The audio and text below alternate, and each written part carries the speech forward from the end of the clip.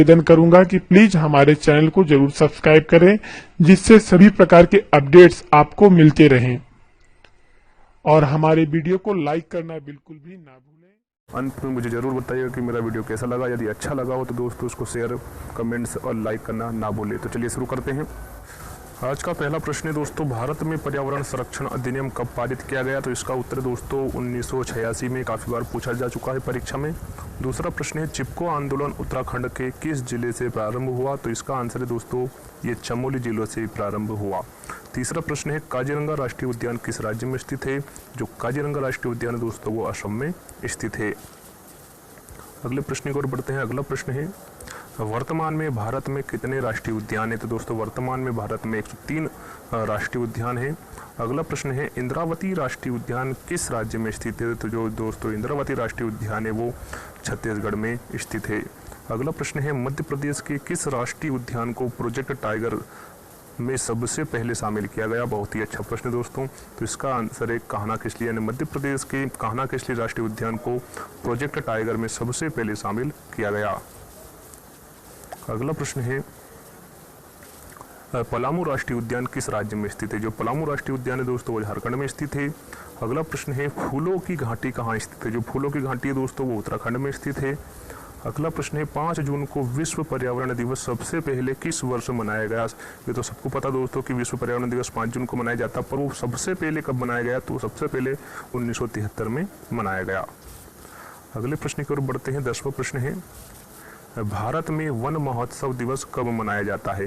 दोस्तों भारत में वन महोत्सव दिवस जुलाई के प्रथम सप्ताह यानी कि दोस्तों 1 जुलाई से 7 जुलाई तक मनाया जाता है। अगला प्रश्न है, जुलाई 1950 में अधिक पेड़ लगाओ अभियान का उद्घाटन किसने किया? तो दोस्तों इसका उद्घाटन किया था KM मुंशी ने। अगले प्रश्न की ओर बढ़ते हैं। 12वां प्रश्न है, किस संयुक्त राष्ट्र सम्मेलन को पृथ्वी शिखर सम्मेलन नाम दिया गया? बहुत ही अच्छा प्रश्न दोस्तों। तो संयुक्त राष्ट्र सम्मेलन को यानी कि पर्यावरण विकास पर वर्ष 1992 में संयुक्त राष्ट्र सम्मेलन को पृथ्वी शिखर सम्मेलन नाम दिया गया। अगला प्रश्न है, भारत में कभी कभी हरित मंत्रालय कहा जाने वाला मंत्रालय कौन सा है? तो जो कभी कभी हरित मंत्रालय कहा जाने वाला मंत्रालय दोस्तों पर्यावरण एवं वन मंत्रालय है। अगला प्रश्न है, ग्रीन मफलर किससे संबंधित है? जो दोस्तों ग्रीन मफलर है वो ध्वनि प्रदूषण से संबंधित है। अगला प्रश्न है, भारत की सबसे बड़ी सिंचाई नहर का नाम क्या है? दोस्तों भारत की सबसे बड़ी सिंचाई नहर का नाम है इंदिरा गांधी नहर, जो राजस्थान में है। इसको राजस्थान नहर भी कहा जाता है। अगला प्रश्न है, भारत में वन्यजीव संरक्षण अधिनियम किस वर्ष लागू किया गया? तो भारत में वन्यजीव संरक्षण अधिनियम दोस्तों 1972 को लागू किया गया था। अगला प्रश्न है, वन पारिस्थितिकी किस प्रकार के पारिस्थितिकी तंत्र का उदाहरण है? तो इसका आंसर है दोस्तों प्रौढ़ पारिस्थितिक तंत्र का उदाहरण है। अगला प्रश्न है, भारत में जैव विविधता अधिनियम कब लागू किया गया? तो भारत में जैव विविधता अधिनियम दोस्तों 2002 में लागू किया गया था। अगला प्रश्न है, ओजोन संरक्षण दिवस किस दिन मनाया जाता है? तो दोस्तों जो ओजोन संरक्षण दिवस है वो 16 दिसंबर को मनाया जाता है। अगला प्रश्न है कि भारतीय वन सेवा की स्थापना कब की गई? तो इसका आंसर दोस्तों कि भारतीय वन सेवा की स्थापना 1 जुलाई 1966 को की गई। अगला प्रश्न है, जल की कठोरता को दूर करने की प्रक्रिया को क्या कहा जाता है? दोस्तों जल की जो कठोरता को दूर करने की प्रक्रिया को जल का मृदुकरण कहा जाता है। अगले प्रश्न की ओर बढ़ते हैं। अगला प्रश्न है, मच्छर भगाने वाली दवाओं में कौन सा सक्रिय रसायन होता है? जो मच्छर भगाने वाली दवाएं हैं दोस्तों उसमें एलिथ्रिन नामक रसायन होता है। अगला प्रश्न है, प्रकृति में पानी के सबसे शुद्ध रूप क्या है? तो जो दोस्तों प्रकृति में पानी का सबसे शुद्ध रूप है वर्षा का जल। अगला प्रश्न है, अपनी प्रदूषकों के कारण कौन सी नदी जैविक मरुस्थल कहलाती है? तो दोस्तों इसका आंसर है दामोदर नदी। अगला प्रश्न है, भूमिगत जल को दूषित करने वाले अजैविक प्रदूषक कौन सा है? दोस्तों जो अजैविक प्रदूषक है वो आर्सेनिक है। अगला प्रश्न है, संसार के स्वच्छ जल का कितना प्रतिशत हिमानी बर्फ के रूप में भंडारित है? तो इसका आंसर दोस्तों 70% भंडारित है। अगला प्रश्न है, नीरी का पूरा नाम है दोस्तों राष्ट्रीय पर्यावरणीय अभियांत्रिकी अनुसंधान संस्थान किस नगर में है? तो दोस्तों ये नागपुर में है। अगला प्रश्न है, मेघ गर्जन वायुमंडल की किस परत में होता है? तो इसका उत्तर है दोस्तों ये क्षोभ मंडल में होता है। अगला जो प्रश्न है वो है कि उत्तराखंड में मनाए जाने वाला हरेला पर्व किससे संबंधित है? दोस्तों ये पौधरोपण से संबंधित है। जो हरेला पर्व है वो साल में 3 बार मनाया जाता है दोस्तों। अगला प्रश्न है कौन सा वृक्ष पारिस्थितिकी आतंकवादी माना जाता है? तो इसका उत्तर है दोस्तों यूकेलिप्टस को पारिस्थितिकी आतंकवादी माना जाता है। यूकेलिप्टस के कारण पृथ्वी का जल स्तर घट जाता है तथा निकटस्थ भूमि की उर्वरा शक्ति का ह्रास होता है। अगला प्रश्न है कौन सा पारिस्थितिकी तंत्र पृथ्वी के सर्वाधिक क्षेत्रफल पर फैला हुआ है? तो इसका आंसर दोस्तों महासागरीय पारिस्थितिकी तंत्र सर्वाधिक क्षेत्रफल पर फैला हुआ है। अगला प्रश्न है पारिस्थितिकी के जनक किसको माना जाता है? जो दोस्तों पारिस्थितिकी जनक है वो जर्मन वैज्ञानिक अर्नेस्ट हैकेल है। बहुत ही इंपॉर्टेंट है दोस्तों, याद रखने वाली बात है। और इन्होंने ही सर्वप्रथम पारिस्थितिकी शब्द का प्रयोग किया था। अगला प्रश्न है पारिस्थितिकी तंत्र की संकल्पना को सबसे पहले किसने प्रस्तावित किया? तो इसका आंसर दोस्तों A.G. टासले ने। अगला प्रश्न है दोस्तों कि पारिस्थितिकी स्थायी अर्थव्यवस्था है, यह किस आंदोलन का नारा है? तो दोस्तों यह चिपको आंदोलन का नारा है। अगला प्रश्न है पारिस्थितिकी स्थायी अर्थव्यवस्था है, यह नारा किसके द्वारा दिया गया? दोस्तों यह नारा सुंदरलाल बहुगुणा द्वारा दिया गया। अगले प्रश्न की ओर बढ़ते हैं दोस्तों। अगला प्रश्न है कौन से वनों में सर्वाधिक जैव विविधता पाई जाती है? बहुत अच्छा प्रश्न है दोस्तों। तो ये उष्णकटिबंधीय वर्षा वनों में सर्वाधिक जैव विविधता पाई जाती है। अगला प्रश्न है कि द ग्रेट इंडियन हॉर्नबिल मुख्यतः भारत में किस क्षेत्र में पाए जाते हैं? तो बहुत अच्छा प्रश्न दोस्तों। इसका आंसर भारत में द ग्रेट इंडियन हॉर्नबिल पश्चिम घाट क्षेत्र के वनों में पाए जाते हैं। अगला प्रश्न है कि विश्व की सबसे बड़ी प्रवाल भित्ति किस देश के तट के निकट पाई जाती है? तो सबसे पहले तो हमें ये पता होना चाहिए कि विश्व की सबसे बड़ी प्रवाल भित्ति क्या है और किस देश में है। दोस्तों ये ऑस्ट्रेलिया में है। और द ग्रेट बैरियर रीफ विश्व की सबसे बड़ी प्रवाल भित्ति है। ये ऑस्ट्रेलिया के पूर्वी भाग पर कोरल सागर में स्थित एक अवरोधक प्रवाल भित्ति है। इसे वर्ष 1981 में यूनेस्को की विश्व विरासत सूची में शामिल किया गया था। अगले प्रश्न की ओर बढ़ता है। अगला प्रश्न है 39वां कि किसी प्रजाति को विलुप्त माना जा सकता है जब वहां अपने प्राकृतिक आवास में नहीं देखी गई हो। यदि 50 वर्षों से अधिक हो गया हो दोस्तों किसी प्रजाति को तो विलुप्त माना जा सकता है। अगला प्रश्न है बांदीपुर राष्ट्रीय उद्यान किस राज्य में स्थित है? जो बांदीपुर राष्ट्रीय उद्यान है दोस्तों कर्नाटक में स्थित है। अगले प्रश्न की ओर बढ़ते हैं दोस्तों। अगला प्रश्न है कि भारत का प्रथम तितली उद्यान कहाँ स्थित है? जो भारत का प्रथम तितली उद्यान है दोस्तों वो बन्नरघट्टा जैविकी उद्यान बेंगलुरु में स्थित है। अगला प्रश्न है कि राजाजी राष्ट्रीय उद्यान किस राज्य में स्थित है? जो राजाजी राष्ट्रीय उद्यान है दोस्तों वो उत्तराखंड में स्थित है। अगला प्रश्न है नागरहोल राष्ट्रीय उद्यान किस राज्य में स्थित है? जो नागरहोल राष्ट्रीय उद्यान है दोस्तों कर्नाटक में स्थित है। एक बार और कि भारत का जो तितली उद्यान है दोस्तों बन्नरघट्टा जैविक उद्यान बेंगलुरु में है। राजाजी राष्ट्रीय उद्यान है वो उत्तराखंड में है और नागरहोल राष्ट्रीय उद्यान है जो कर्नाटक में है। याद। अगला प्रश्न है कौन सा बाघ आरक्षित क्षेत्र 2 राज्यों में स्थित है? कौन कौन से 2 राज्य दोस्तों? मध्य प्रदेश और महाराष्ट्र। और कौन सा बाघ आरक्षित क्षेत्र है? तो पेंच बाघ आरक्षित क्षेत्र का विस्तार मध्य प्रदेश और महाराष्ट्र में है। अगला प्रश्न है काजीरंगा राष्ट्रीय उद्यान किसके लिए जाना जाता है? जो काजीरंगा राष्ट्रीय उद्यान है दोस्तों वो एक सींग वाले गेंडे के लिए जाना जाता है। अगला प्रश्न है संजय राष्ट्रीय उद्यान किस राज्य में स्थित है? जो संजय राष्ट्रीय उद्यान है दोस्तों वो मध्य प्रदेश में स्थित है। बहुत अच्छा प्रश्न है, ये काफी बार पूछा जा चुका है। अगले प्रश्न की ओर बढ़ते हैं। अगला प्रश्न है कौन सा राष्ट्रीय उद्यान सफेद बाघों के लिए प्रसिद्ध है? ये बहुत बार पूछा जा चुका है दोस्तों। तो इसका आंसर है मध्य प्रदेश के शहडोल जिले में स्थित बांधवगढ़ राष्ट्रीय उद्यान सफेद बाघों के लिए प्रसिद्ध है। अगला प्रश्न है सलीम अली राष्ट्रीय उद्यान किस राज्य में स्थित है? बहुत अच्छा प्रश्न है। जो सलीम अली राष्ट्रीय उद्यान है दोस्तों वो जम्मू कश्मीर में स्थित है। अगला प्रश्न है कि वर्तमान में भारत में कितने टाइगर रिजर्व है? तो दोस्तों वर्तमान में भारत में 50 टाइगर रिजर्व है। अगला प्रश्न है कि वर्तमान में भारत में बायोस्फीयर रिजर्व की संख्या कितनी है? दोस्तों वर्तमान में भारत में बायोस्फीयर रिजर्व की संख्या 18 है। अगला प्रश्न है वन विहार राष्ट्रीय उद्यान कहाँ स्थित है? जो दोस्तों वन विहार राष्ट्रीय उद्यान है वो मध्य प्रदेश के भोपाल में स्थित है। अगला प्रश्न है राजीव गांधी राष्ट्रीय उद्यान कहाँ स्थित है? तो दोस्तों जो राजीव गांधी राष्ट्रीय उद्यान है वो राजस्थान में स्थित है। अगले प्रश्न की ओर बढ़ते हैं। अगला प्रश्न है रणथंभौर राष्ट्रीय उद्यान का नाम परिवर्तित करके क्या रखा गया? तो दोस्तों इसका जो परिवर्तित नाम है वो है राजीव गांधी राष्ट्रीय उद्यान। अगला प्रश्न है राजाजी राष्ट्रीय पार्क किसके लिए प्रसिद्ध है? जो राजाजी राष्ट्रीय पार्क है दोस्तों वो एशियाई हाथी के लिए प्रसिद्ध है। अगला प्रश्न है जैव विविधता की दृष्टि से भारत का सबसे धनी स्थल कौन सा है? बहुत अच्छा प्रश्न है। तो दोस्तों कौन सा स्थल है? वो पश्चिमी घाट है। अगला प्रश्न है कि पूर्वी घाट एवं पश्चिमी घाट का मिलन स्थल कहाँ है। बहुत अच्छा प्रश्न है। तो कहाँ पर है दोस्तों इनका मिलन स्थल? नीलगिरी की पहाड़ी, तमिलनाडु में। अगला प्रश्न है जंगली गधा अभ्यारण्य कहाँ है। तो जो जंगली गधा अभ्यारण्य दोस्तों गुजरात में है। अगला प्रश्न है भारत का पहला राष्ट्रीय उद्यान कौन सा है एवं इसे कब स्थित किया गया था। दोस्तों जो भारत का पहला राष्ट्रीय उद्यान है वो है जिम कॉर्बेट राष्ट्रीय उद्यान, जो वर्ष 1936 में इसकी स्थापना की गई थी। अगला प्रश्न है जिम कॉर्बेट राष्ट्रीय उद्यान का पूरा नाम क्या है। तो दोस्तों इसका आंसर है जिम कॉर्बेट राष्ट्रीय उद्यान का पुराना नाम हेली राष्ट्रीय उद्यान है। अगला प्रश्न है गिर राष्ट्रीय उद्यान के एशियाई शेरों को रखे जाने हेतु किस राष्ट्रीय उद्यान अभ्यारण्य का चयन किया गया। तो इसका आंसर है दोस्तों पालपुर कूनो, मध्य प्रदेश। अगला प्रश्न है भारत में वर्षावन कहाँ पाए जाते हैं। बहुत अच्छा प्रश्न दोस्तों। तो कहाँ पाए जाते हैं भारत में वर्षावन? ये उत्तर पूर्वी हिमालय और पश्चिम घाट में पाए जाते हैं। अगले प्रश्न की ओर बढ़ते हैं। अगला प्रश्न है माजुली द्वीप संसार का सबसे बड़ा नदी द्वीप है जो कि किस राज्य में स्थित है। बहुत अच्छा प्रश्न दोस्तों। तो ये है असम में है और ब्रह्मपुत्र नदी पर है। अगला प्रश्न है मौन घाटी जिसको साइलेंट वैली भी कहा जाता है दोस्तों, किस राज्य में स्थित है। तो ये केरल राज्य में स्थित है।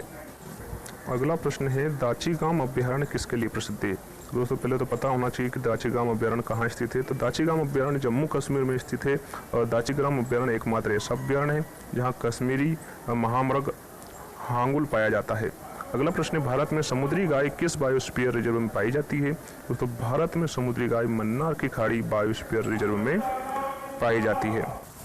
अगला प्रश्न है विश्व का सबसे बड़ा कार्बन उत्सर्जन देश कौन सा है। तो दोस्तों विश्व का सबसे बड़ा कार्बन उत्सर्जन देश चीन है, जिसकी वैश्विक कार्बन उत्सर्जन में 28% की हिस्सेदारी है। अगला प्रश्न है पहला पृथ्वी सम्मेलन कहाँ हुआ। तो जो दोस्तों पहला पृथ्वी सम्मेलन कब और कहाँ हुआ।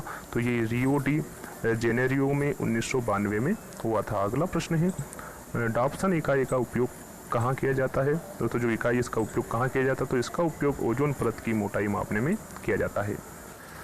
अगला प्रश्न है विश्व की ग्रीन हाउस गैसों में भारत का अधिभाग कितना है। तो विश्व की ग्रीन हाउस गैसों में भारत का अधिभाग 5% है।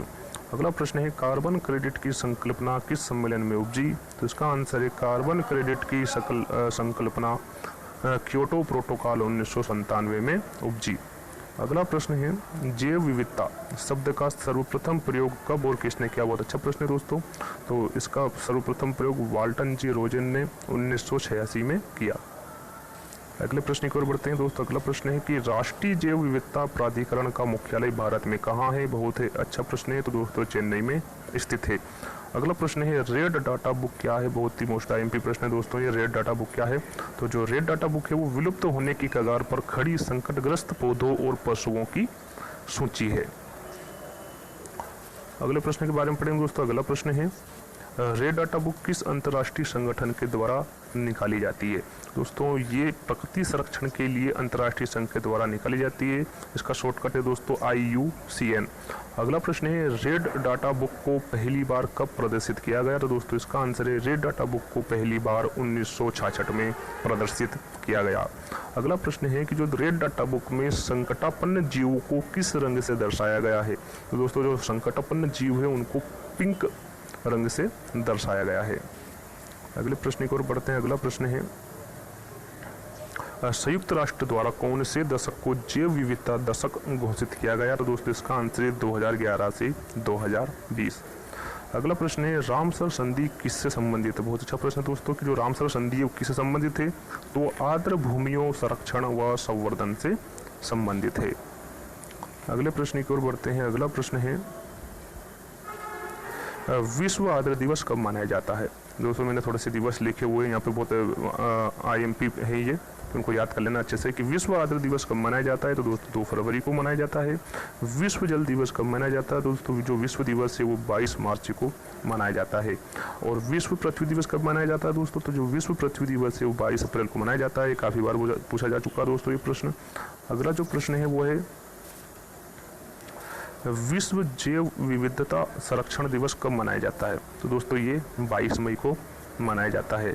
अगला प्रश्न है विश्व पर्यावरण संरक्षण दिवस कब मनाया जाता है। तो दोस्तों 26 नवंबर को मनाया जाता है।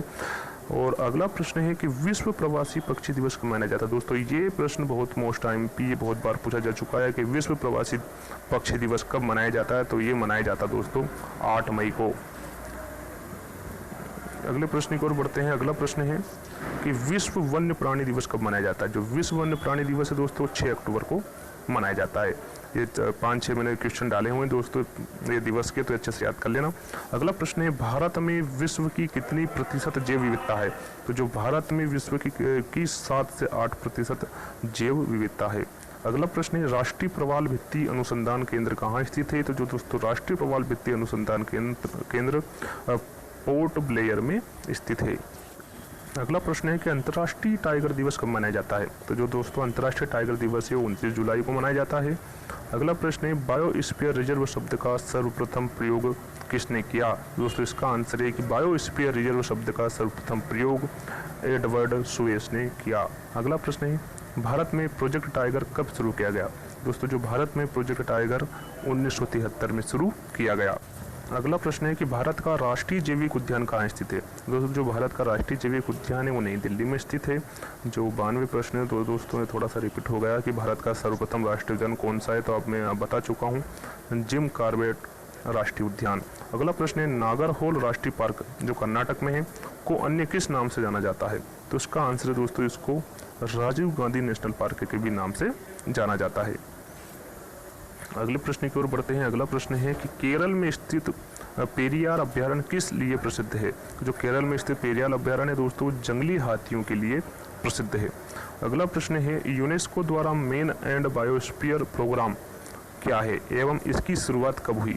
तो दोस्तों जो यूनेस्को का मेन एंड बायोस्फीयर कार्यक्रम का मुख्य उद्देश्य लोगों एवं उनके पर्यावरण के मध्य संबंधों में सुधार है और इसकी शुरुआत दोस्तों कब हुई 1971 में इसकी शुरुआत हुई। तो मेन पॉइंट है दोस्तों कि इसकी शुरुआत कब हुई थी। तो इसकी शुरुआत 1971 में हुई थी।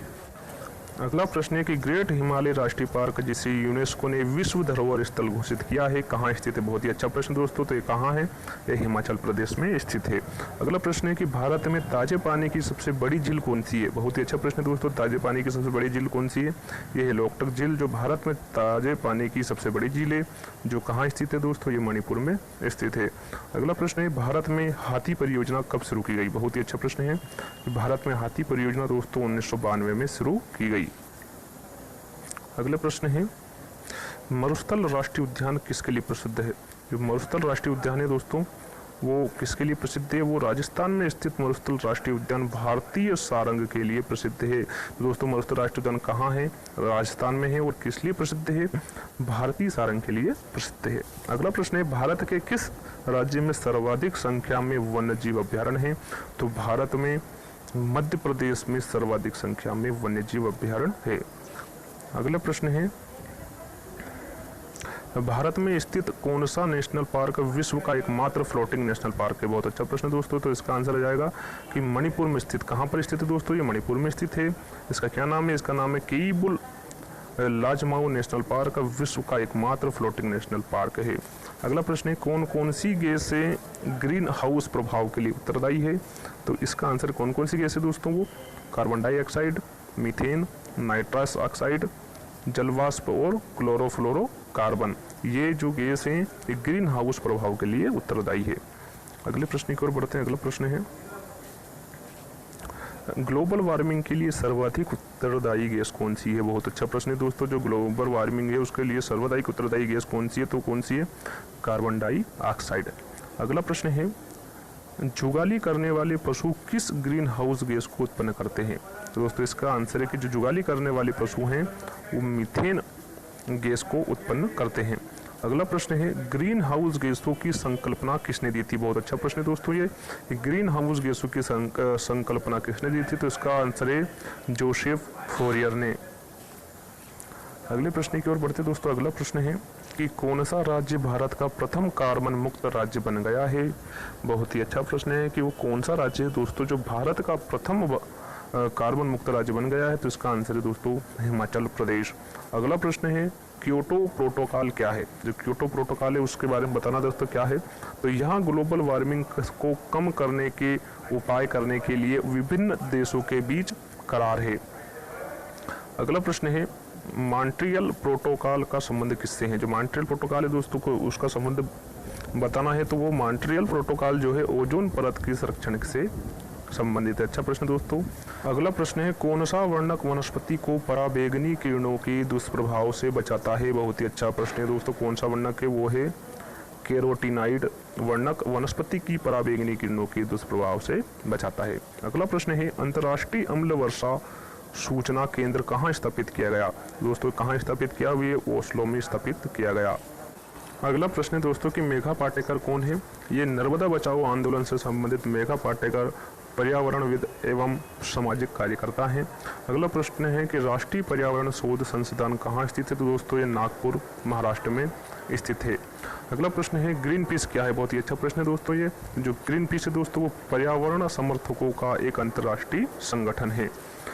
अगला प्रश्न है, राजीव गांधी वन्य जीव संरक्षण पुरस्कार दिया जाता है, कब दिया जाता है, क्यों दिया जाता है दोस्तों? क्योंकि भारत सरकार के पर्यावरण एवं वन मंत्रालय द्वारा राजीव गांधी वन्य जीव संरक्षण पुरस्कार की शुरुआत कब हुई दोस्तों? 1998 में की गई थी। यह पुरस्कार वन्य जीव संरक्षण एवं अनुसंधान के क्षेत्र में उल्लेखनीय कार्य करने वाले अधिकारियों तथा फील्ड वर्करों को प्रदान किया जाता है। अगला प्रश्न है दोस्तों, हरित विकास ग्रीन डेवलपमेंट जिसको बोलते हैं दोस्तों, पुस्तक का लेखक कौन है? तो इसके जो पुस्तक के लेखक है वो दोस्तों WM एडम्स। अगला प्रश्न है दोस्तों कि हरा सूचकांक ग्रीन इंडेक्स किसके द्वारा विकसित किया गया है? तो दोस्तों ये किसके द्वारा विकसित किया गया है? विश्व बैंक द्वारा विकसित किया गया है। अगला प्रश्न है कि राष्ट्रीय वन अनुसंधान संस्थान कहाँ स्थित है? दोस्तों जो राष्ट्रीय वन अनुसंधान संस्थान है वो देहरादून में स्थित है। अगला प्रश्न है कि भारतीय वानस्पतिक सर्वेक्षण का मुख्यालय कहाँ है? तो दोस्तों जो इसका मुख्यालय वो कहाँ पर है? कोलकाता में है। अगले प्रश्न की ओर बढ़ते हैं। अगला प्रश्न है, वातावरण में क्लोरोफ्लोरोकार्बन उत्सर्जन एवं पर प्रतिबंध लगाने संबंधित प्रथम प्रोटोकॉल कहाँ बना था? तो दोस्तों जो इसका प्रोटोकॉल है प्रथम वो कहाँ बना था? वो बना था मॉन्ट्रियल कनाडा में। अगला प्रश्न है, पारिस्थितिकी विज्ञान केंद्र कहाँ स्थित है? बहुत ही अच्छा प्रश्न है दोस्तों। जो पारिस्थितिकी विज्ञान केंद्र कहाँ स्थित है? तो दोस्तों बेंगलोर में स्थित है। अगला प्रश्न है, सलीम अली कौन थे? जो सलीम अली हैं दोस्तों कौन थे? ये एक विख्यात पक्षी विज्ञानी थे। अगला प्रश्न है कि दोस्तों carbon dioxide, sulphur dioxide, carbon monoxide द्वारा कौन सा प्रदूषण होगा? तो दोस्तों इससे कौन सा प्रदूषण होगा? इन तीनों से मिलकर, तो इन तीनों से मिलकर होता है दोस्तों वायु प्रदूषण। अगला प्रश्न है कि बायोकेमिकल ऑक्सीजन डिमांड परीक्षा किस प्रदूषण को मापने के लिए की जाती है? तो दोस्तों इसका उपयोग जल प्रदूषण को मापने के लिए किया जाता है। अगले प्रश्न की ओर बढ़ते हैं। अगला प्रश्न है, पराक्सी एसेटिल नाइट्रेट क्या है? जो पराक्सी एसेटिल नाइट्रेट क्या है दोस्तों ये पूछा गया है, तो इसका आंसर है ये वायु प्रदूषक है। अगला प्रश्न है, आकाश नीला किसके कारण दिखाई देता है? तो दोस्तों ये तो सभी को पता होगा कि आकाश नीला क्यों दिखाई देता है। ये प्रकरण के कारण आकाश नीला दिखाई देता है। अगला प्रश्न है कि ग्रीन हाउस प्रभाव के कारण पृथ्वी का तापमान बढ़ता है या घटता है? बहुत ही अच्छा प्रश्न है दोस्तों। तो जो ग्रीन हाउस प्रभाव के कारण पृथ्वी का तापमान हमेशा बढ़ जाता है। अगला प्रश्न है दोस्तों कि पर्यावरण का दुश्मन किस वृक्ष को कहा जाता है? जो पर्यावरण का दुश्मन है दोस्तों उस किस वृक्ष को कहा जाता है इसके बारे में बताया था। तो इसको दोस्तों यूकलिप्टस सफेदा को पर्यावरण का दुश्मन कहा जाता है। अगला प्रश्न है, राष्ट्रीय वन नीति के अनुसार कितने प्रतिशत भूभाग पर वन होना अनिवार्य है? दोस्तों राष्ट्रीय वन नीति के अनुसार 33% भूभाग पर वन होना अनिवार्य है। अगले प्रश्न की ओर बढ़ते हैं। अगला प्रश्न है कि चिपको आंदोलन के पीछे मुख्य उद्देश्य क्या है? जो चिपको आंदोलन है दोस्तों उसका मुख्य उद्देश्य क्या है? तो उसका मुख्य उद्देश्य है वनों की सुरक्षा। अगला प्रश्न है, संयुक्त राष्ट्र पर्यावरण कार्यक्रम का मुख्यालय कहाँ है? तो इसका मुख्यालय कहाँ है दोस्तों? संयुक्त राष्ट्र पर्यावरण कार्यक्रम का मुख्यालय है नैरोबी केन्या में। अगला प्रश्न है, फोटोकॉपी मशीन में कौन सी गैस उत्पादित होती है? बहुत ही अच्छा प्रश्न दोस्तों। जो फोटोकॉपी मशीन है उसमें ओजोन गैस उत्पादित होती है। अगले प्रश्न की ओर बढ़ते हैं। अगला प्रश्न है कि विश्व वन्यजीव संरक्षण कोष कहाँ पर स्थित है? ये कहाँ पर स्थित है दोस्तों? ये स्विट्जरलैंड में स्थित है। अगला प्रश्न है, सफोकेशन क्या है? बहुत ही अच्छा प्रश्न है दोस्तों कि सफोकेशन क्या है? तो ये ऑक्सीजन की कमी का जीवों पर प्रभाव है। अगला प्रश्न है कि जलवायु परिवर्तन में किन गैसों की मुख्य भूमिका होती है? तो जलवायु परिवर्तन में दोस्तों ग्रीन हाउस गैस की मुख्य भूमिका होती है। अगले प्रश्न की ओर बढ़ते हैं। अगला प्रश्न है कि सर्वाधिक ओजोन क्षयकारी गैस कौन सी है। तो जो सर्वाधिक ओजोन क्षयकारी गैस है वो क्लोरोफ्लोरोकार्बन है।